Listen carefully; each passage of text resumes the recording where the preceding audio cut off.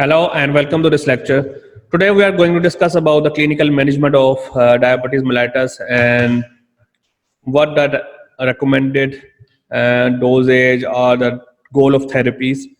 And ADA recommended goal of therapies for this table. If you take a look of them, the area we need to see that one is that A1C and hemoglobin A1C is important, and then the goal is of the therapies is to reduce that percentage from 7%, which is almost equal to 53 millimolar per mole hemoglobin, and we need to evaluate this every 3 months until the goal have been achieved.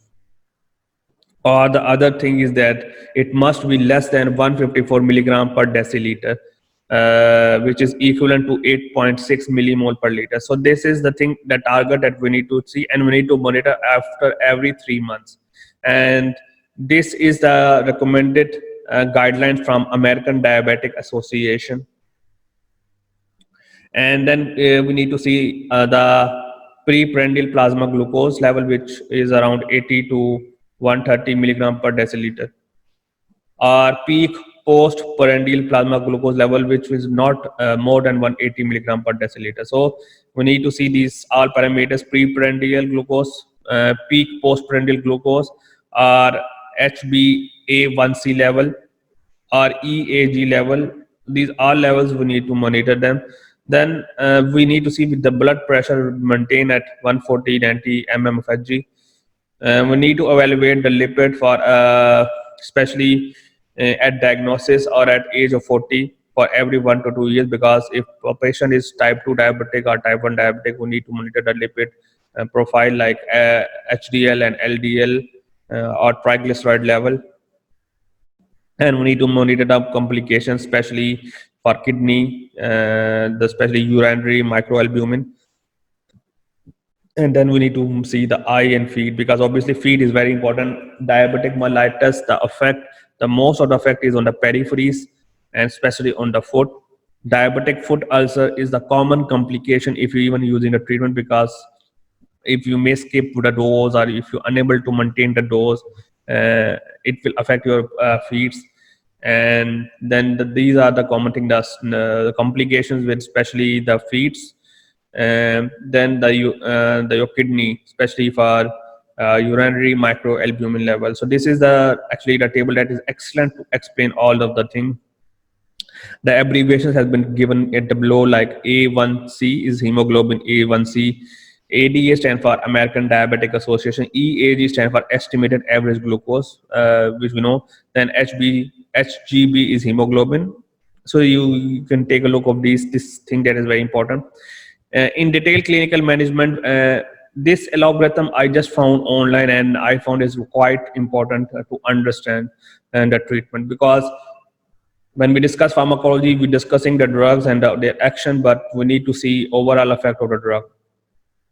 So this is the algorithm of the glycemic control, and we're discussing about the lifestyle modification, which is obviously is compulsory necessary even if you are diabetic or not diabetic, because nowadays we are eating so much of junk food, pizzas and burgers and outside food, and most of the eat food sometimes we eat as processed food. So the processed food are sometimes, although it's good for the taste, you like it, but only eating these processed food without having the lifestyle management is sometimes dangerous. So this is very important. And if you take a look of this table, we see that the first dimension entry A1C, if for example that A1C level is more than 7.5%, started with the green section, which mentioning the monotherapies with we can use metformin, which is I already mentioned the most recommended drug. Then we have the other one, GLP-1 or DPP-4I, and you can use these drugs in the monotherapy started with the metformin, or if metformin is okay, it's not suitable in patients, especially for hepatic impairment, then GLP-1 is the other choice that can be given. Then we have and DPP1, DPP4 inhibitors we already discussed. If you take a look at the bottom, these are, you can see thiazolonides are sodium dependent glucose co-transporters. Then we have GLN. So again, these can be used, but they have risk of some adverse effects. So the drug of choice is usually metformin or GLP-1 RA or DPP4 inhibitors or alpha glucosidase inhibitors. Then these are the last one. So obviously there are so many classification of drugs. So these are the initially uh, prescribed drugs where we need to maintain the level of A1C below 7.5. Your target is to reduce it. If A1C is more than 6.5 in 3 months, then we need to add second drug for the dual therapy. So again, the main thing is that we need to reduce that C 7.5 percentage. But if that cannot be possible, if it further increase, then we need to add the dual therapy. For dual therapy, the recommended drugs is GLP-1 or DPP4 inhibitors. Obviously, along with you can use metformin and GLP-1. The drugs they mention as well as metformin or other first-line drugs with death.